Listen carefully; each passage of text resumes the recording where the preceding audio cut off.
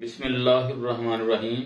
उम्मीद है आप सब खैरियत से होंगे और हम medical and social education channel से आपसे मुखातिब हैं। तो आपको ये बात बताना चाहते हैं कि शेड्यूल जी क्यों लागू हुआ, इसकी क्या ज़रूरत थी हुकूमत को लगाने की। इस बारे में थोड़ा सा आपको आगाह कर दें कि अरसा दराज से आप मेडिकल स्टोर चलाते आ रहे हैं। पाकिस्तान के कवानीन के मुताबिक यही था कि जो पढ़ा लिखा है यानी क्वालिफाइड पर्सन है उसके पास पैसे नहीं है और जिसके पास पैसे हैं वो अनपढ़ है। तो सुप्रीम कोर्ट के फैसले के मुताबिक ये हुआ कि क्वालिफाइड पर्सन और पैसे वाला ये मिलकर एक ये कानूनी कारोबार ऐसे कर सकते हैं। यानी प्रोपराइटर होगा जो पैसे वाला है, मालिक है, और वो क्वालिफाइड पर्सन को हायर करेगा तनख्वाह पे या शेयर पे, जिस तरीके से भी।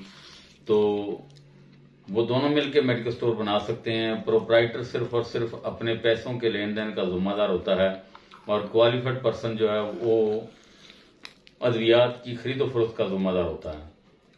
तो यहाँ कुछ सिलसिला इस तरीके से हुआ कि क्वालिफाइड पर्सन जो है वो पैसे लेकर घर बैठ जाता है और प्रोपराइटर जो है वो अनपढ़ है या मिडिल पास है या मैट्रिक पास है, तो वो अपना कारोबार कर रहा है अपनी मर्जी से।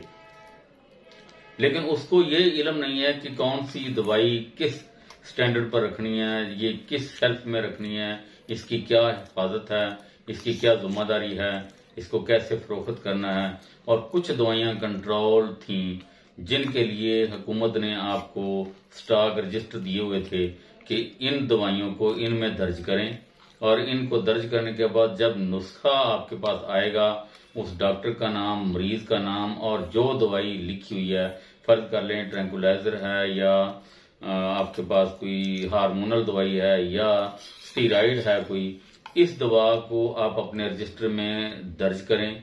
उस डॉक्टर का नाम लिखकर, मरीज का नाम लिखकर, नुस्खे का लिख के कि इतनी गोलियां या इतनी दवाई जो है वो डॉक्टर ने लिखी हुई है मरीज के लिए, वो स्टॉक रजिस्टर में दर्ज करें। फिर उसका हिसाब करें कि आपने कितनी फरोख्त कर ली है और कितनी बकाया बची है। जब नहीं परचेज है तो वो भी कर लें। लेकिन बदकिस्मती से आपने वो रजिस्टर मेंटेन नहीं किए, ड्रग इंस्पेक्टर इग्नोर करते रहे, किसी वजह से भी लिहाज से, या चेक नहीं किया, या चेक किया है तो किसी वजह से भी इग्नोर किया उन्होंने, ये छोड़ दिया, किसके चलान कर दिए, किसी का वो अपने दुकान को सील कर दिया, मुख्तलिफ तरीके होते रहे। लेकिन इस चीज को किसी ने ना समझा, इसकी अहमियत ना समझी कि स्टॉक रजिस्टर का असल मकसद क्या है।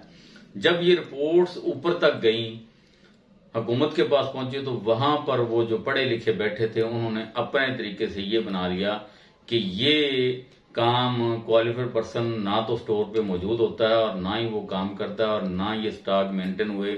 इस वजह से ये जहाज ज्यादा बन गए, नशा और अद्वियात इस्तेमाल करने वाले ज्यादा हो गए, मुल्क को दूसरी तरफ धकेला जा रहा है। तो उन्होंने शेड्यूल जी की शक्ल में ये कुछ कानून बना दिए कि हो सकता है फार्मासिस्ट इसे कंट्रोल कर लें। लेकिन ये खामख्याली है हुकूमत की भी। फार्मासिस्ट भी तो अपना लाइसेंस दे के घर बैठ जाते हैं, वो भी तो कंट्रोल नहीं करते। वहां भी अनपढ़ ही जो मैट्रिक पास हैं वही प्रोपराइटर हैं। इस वक्त मेडिकल स्टोर माफिया जो है वो ज्यादा ताकतवर है फार्मासिस्टों से। तो फार्मासिस्ट के पास तो एक सिर्फ डिग्री है, वो तो कुछ भी नहीं कर सकता। अब वो भी पैसे लेके डिग्री देके अपनी घर बैठ जाता है, तो कंट्रोल तो वो भी नहीं करता। एक सिर्फ डिग्री के नाम पे ये समझ लेना कि ये सिर्फ काम अच्छे तरीके से हो जाएगा, तो मेरा ख्याल है ये अच्छा मुझे महसूस नहीं होता। हो सकता हो भी जाए अगर इस पे कंट्रोल कर लिया जाए। तो हुकूमत ने ये समझा कि फार्मासिस्टों को ये चीज दे दी जाए, वो अच्छे तरीके से कंट्रोल करेंगे, स्टॉक रजिस्टर को मेंटेन करेंगे और चलाएंगे। लेकिन अब जहां पर फार्मासिस्ट की डिग्री काम कर रही है वहां पे या तो डिस्ट्रीब्यूशन है, उनके पास कंप्यूटराइज सिस्टम है, ऑटोमेटिकली स्टीराइड और हार्मोनल और ट्रैंकुलाइजर जो वो दर्ज हो जाते हैं। लेकिन जहां फार्मेसियां हैं या मेडिकल स्टोर बने हुए हैं ये फार्मासिस्ट की डिग्री पे, तो उन पर आज भी वही तरीकेकार लागू है। वो ना तो स्टॉक उसका मेंटेन होता है या उससे गलत तरीके से मेंटेन किया जाता है। लेकिन बहरहाल वो खाता मुकम्मल किया जाता है, एक नाम बन गया यही करेंगे तो ठीक होगा। लेकिन इनमें से कुछ काली भेड़ें भी हैं, कुछ ठीक भी हैं। लेकिन आज जो वक्त है, इस वक्त ये नजर आ रहा है कि क्वालिफाइड पर्सन जो बी कैटेगरी होल्डर है, यानी फार्मेसी असिस्टेंट है या फार्मेसी टेक्नीशियन है या डिस्पेंसर है, वो कुली तौर पर खुद काम कर रहे हैं। बतौर क्वालिफाइड पर्सन भी वही हैं और प्रोपराइटर भी वही हैं। तो जहां पर फार्मेसी का सिस्टम आ जाता है वहां पर क्वालिफाइड पर्सन बहुत कम है, तकरीबन 10% बड़ी मुश्किल से होंगे। बाकी सारे के सारे वही प्रोपराइटर हैं जो पहले वाले थे, उन्होंने सिर्फ ये डिग्री ली और लाइसेंस बनवाया और अपना काम शुरू कर लिया। ये ऐसा है, इस तरीके से कभी भी हुकूमत इसको कंट्रोल नहीं कर सकेगी।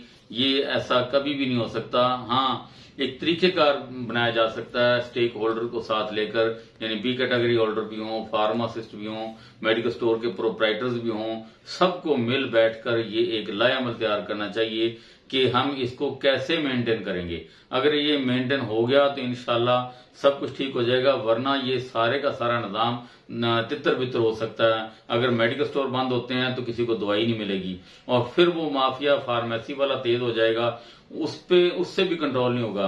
तो ये वही पानी और वही दूध वही छाछ, ये सब कुछ एक ही हो जाएगा। जैसे कि तैसा पहले चल रहा था आज भी वो चल रहा है। यानी हुकूमत ने PHC Punjab health care commission बनाई, लेकिन वो कार्रवाइयां तो कर रही है लेकिन कंट्रोल ना कर सकी, अतायत उससे भी दुगना बढ़ गई है। अब उसकी आड़ ले ली है कि डॉक्टर हो मौजूद हो तो ठीक है जी, डॉक्टर का नाम चल रहा है। ये सारे के सारे एक जैसे सिस्टम हो चुके हैं। हुकूमत को इस तरफ खसूसी तवज्जो देनी चाहिए और ये तवज्जो देने के लिए सिर्फ एसी कमरों में बैठकर ना किया जाए।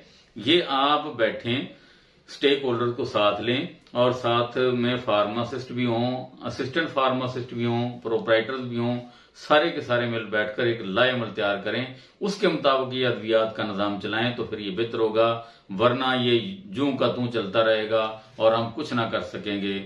वस्सलाम।